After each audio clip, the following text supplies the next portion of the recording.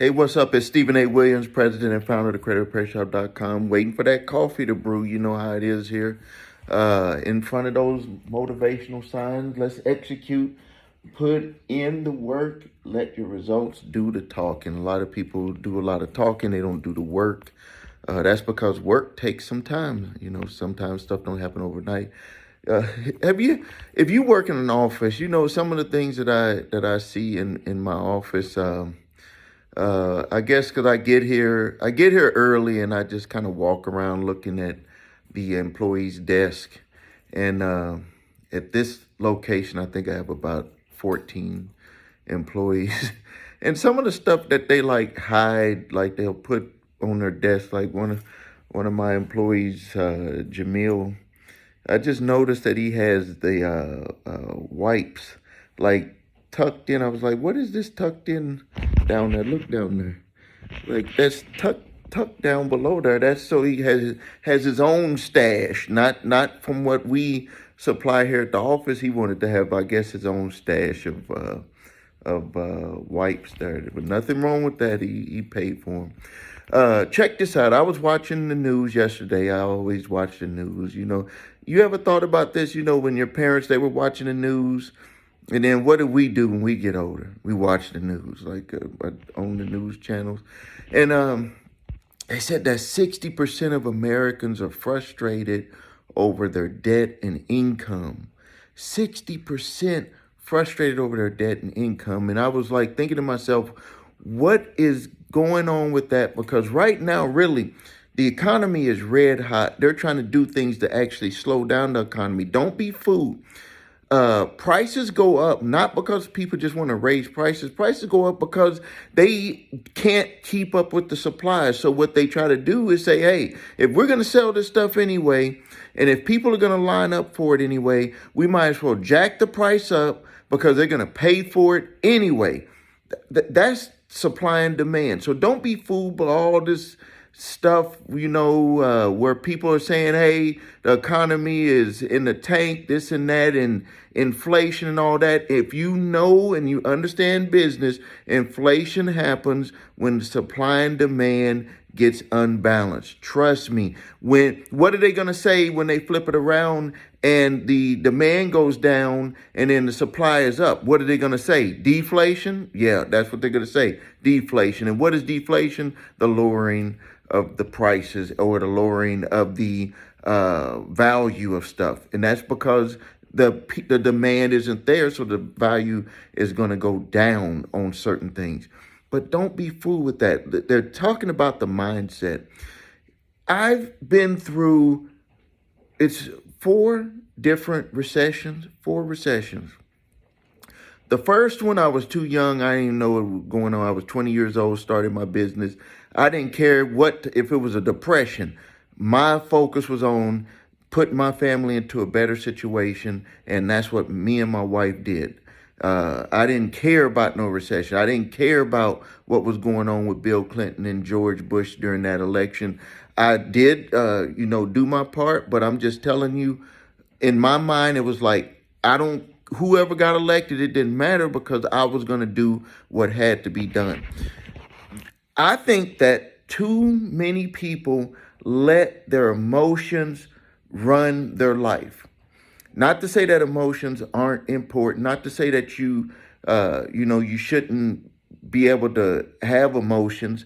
But what I see happening with people is that they make emotional decisions and they don't even know why they're doing it. They're basically doing it based off of past experiences.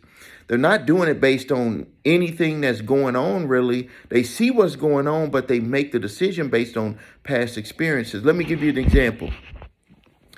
If you are trying to change something in your life, like since this is the credit and debt channel, let's talk about it with credit. If you're trying to improve your credit and you know what the problem is with your credit, and then you either try to do it yourself or you reach out, and the first thing that comes to your mind is why did it fail the last time? Not even why did it fail. Really what comes to your mind is it failed the last time that you tried to do it. And so you have to build yourself up to be able to go through the whole process all over again. And a lot of people quit, but a lot of people build themselves up and they go through the process again. But the mistake that they make, and this is the mistake that people are making, why they're saying that 60% of the people are frustrated with debt, frustrated with income because of the economy, and it's basically really off of past thoughts. Same thing with repairing your credit. You can bring your bad relationship or your bad experience or your bad emotions or your bad feelings right into something new that you're trying to accomplish. And guess what you're going to get? You're going to get the same thing that you got before. No matter how hard you try to work, no matter how hard somebody tries to work for you, you have it in your mind that you have to be right. And you would rather be right and hurt yourself than be wrong and be and have all the glory of success. Trust me, I've seen it.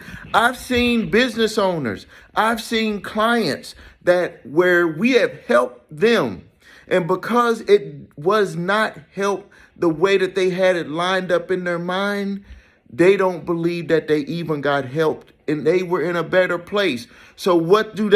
They pick out the thing that didn't actually get changed over the 10 or 15 other things that did get changed. Trust me, this is stuff that people don't even like to talk about because this is what holds people back. How could you have 60%? How could you have 60% of the people with millions and billions of dollars and trillions of dollars available in the market, the internet, all these different opportunities that you can link into, different things that you can do to enhance your credit, and people, 60% still have problems? It's because they are afraid to change their thought process. They're stuck in the past. They're stuck in the old news, and a lot of them are never going to be able to change. They're going to go to their grave regretting that they never actually did something different. Before I end the video, let me tell you, when I say do something different, let me define do something different. No change happens for you unless there's some sort of fear and pain. And I'm not talking about physical pain. I'm talking about where you did something that you didn't think you were able to do, or it wasn't worth it. If it was something that was so easy to do, just cruise through. And there are some things that are easy to do, don't get me wrong. But if you are credit challenged, if you are debt challenged, it's going to take some mental pain to get through, because number one, you got bad habits, and bad habits are hard to break. And the only way that you break bad habits is to do something repetitively. And that's where people fall off, is that they're afraid to go through that grind day after day after day, even though the more you do it, the easier it gets. And so one of the things, let me tell you a personal thing that happened to me when repairing my credit, is that when I went through my process, I actually had the goal in my mind, and I was like, I'm going to do what it takes to get it done. And I thought that it was going to take a lot longer. It took about 6 months for me. Now, my situation at that time was a lot worse than what yours probably is, because my wife and I, we had went into over 300 grand in debt. We, had too much stuff, too many credit cards, all of that stuff. And in Christmas of 1994, we made a decision that we were going to change things, change our habits, change our spending, give stuff back, settle, all of that stuff. And we just grinded. I did. Now, to get out of debt, it took 4 years, but to actually make the change and to see the difference in the credit only took 6 months. But just think if I didn't even want to take that first step to get started. Like, one thing that people have a problem doing is even taking the first step. The reason why they have problems taking the first step is because they feel too comfortable with where they're at. And it's uncomfortable to take that one step. But I'm telling you, if you take the one step, you could take 2 steps. You take 2 steps, you'll take 3 steps, then 4 steps, 5, 6, 7, and it'll start being a lot quicker. You will get to where you want to be. Yes, there's going to be some hurdles. Life